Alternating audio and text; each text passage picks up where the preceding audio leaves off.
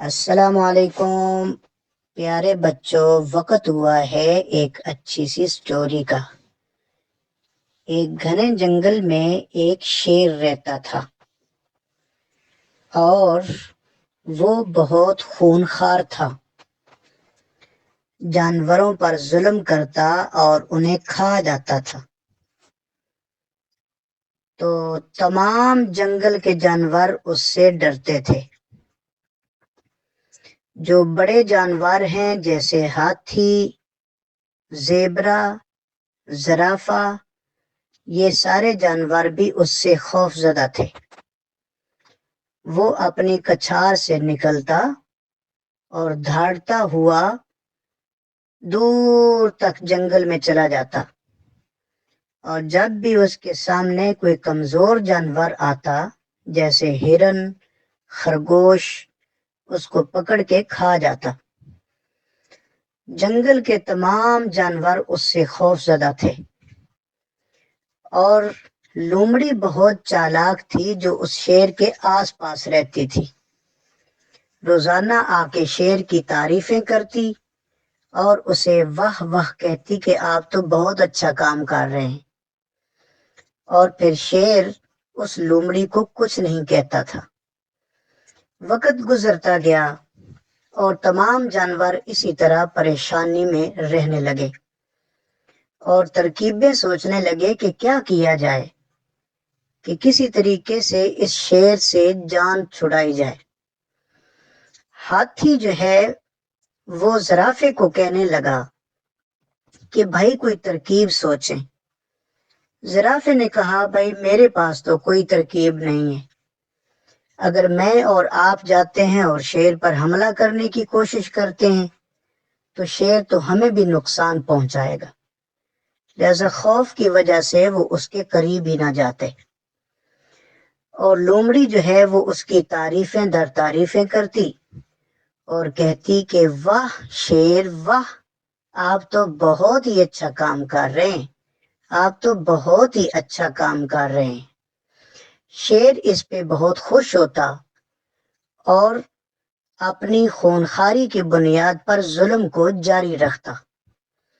تو اس ظالم شیر نے اپنے آپ کو جانوروں کے سامنے بادشاہ بنا رکھا تھا، لیکن جنگل کے تمام جانور اسے بادشاہ تسلیم کرنے کے لیے تیار نہیں تھے۔ وقت گزرتا گیا۔ ایک دن ایسا آیا کہ شیر جو ہے وہ بیمار ہو گیا، اور بیماری کی وجہ سے اتنا کمزور ہو گیا کہ نہ اپنی جگہ سے اٹھ سکتا تھا اور نہ ہی شکار کر سکتا تھا، اور بیماری کے ساتھ ساتھ اسے کمزوری ہونے لگی، اتنی کمزوری کہ وہ زمین کے ساتھ چپک کر رہ گیا۔ پھر ساتھ اسے بھوک بھی لگی، اور بھوک کی وجہ سے اور بھی نڈھال ہو گیا۔ لومڑی اس کے پاس گئی اور اس نے شیر کی یہ حالت دیکھی اور شیر سے کہنے لگی کہ اچھا اب تم قابو آئے ہو اور تم ادھر بیٹھے ہو اور اٹھ بھی نہیں سکتے۔ شیر نے کہا کہ تم تو بہت اس وقت میری تعریفیں کرتی تھی، اب تمہیں اچانک کیا ہو گیا ہے؟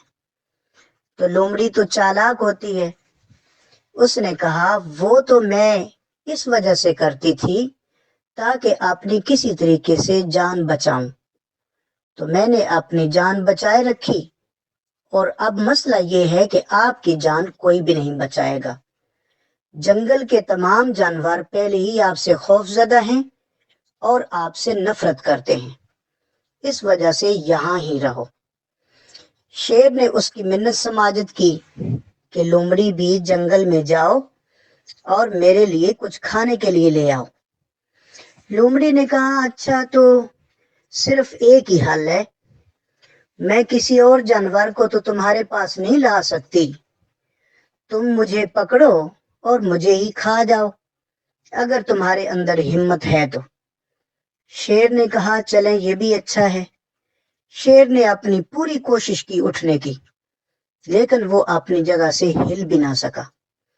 لیکن بمشکل اپنا پنجہ اٹھایا اور لومڑی پر حملہ کرنے لگا۔